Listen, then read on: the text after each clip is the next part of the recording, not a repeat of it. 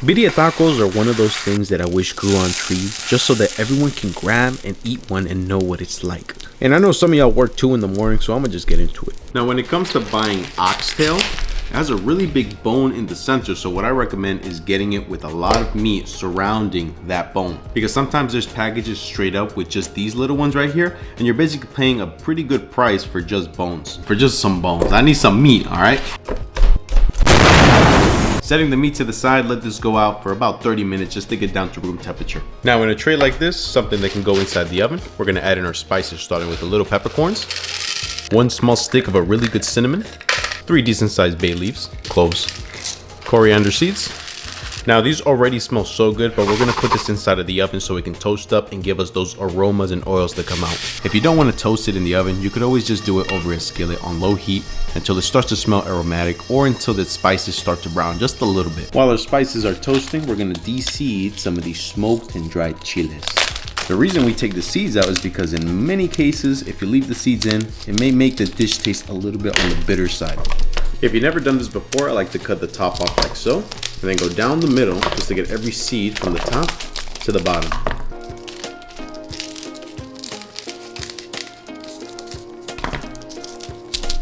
Look at how much seeds we're left with, but it's okay. You don't have to throw this away. You can always... So because we're gonna boil the chiles and the spices to a pot, we're gonna add in 2 million-year-old water. Then add in all the chilies you just deseeded, as well as the spices that we just toasted up. Additionally, we're gonna add in heck of garlic. Little more. 4 Roma tomatoes. I like to keep them whole like this. You don't have to cut them. If you want to, you can. Then half of a white onion. Now because we want to soften up those chiles, the tomato, the onion, we're gonna leave this to boil for about 15 minutes. After that, take it off the heat and strain it. Everything that we just boiled, including the spices, chilies, onions, and tomatoes, are gonna get blended up. Heck of ocean goes inside. A little bit of ground cumin. This water that we stir right here, this is flavor. Add in about 1 to 2 cups. There we go. Now we blend, and then we have a sauce.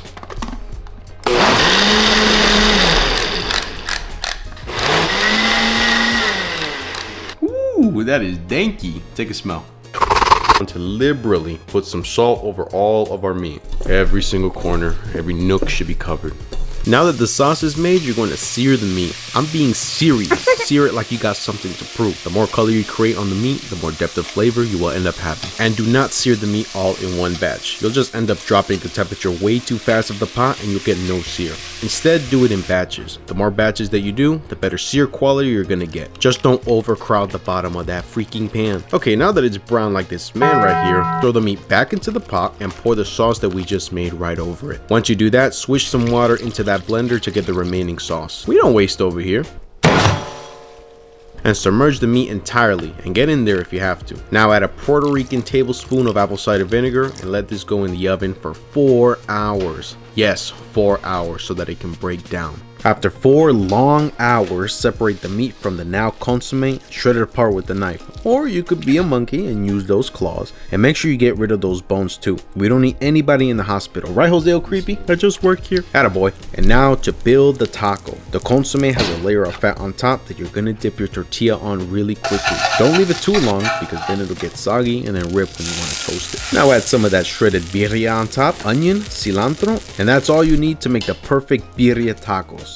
Although some people do enjoy eating it with cheese, I did try it and it's really amazing either way. The consommé dip is super easy as well. It's just meat sauce mixed with onion, cilantro, and a fat squeeze of lime. Now you are ready, my son, daughter. Go out and save the world one birria taco at a time. Can you imagine?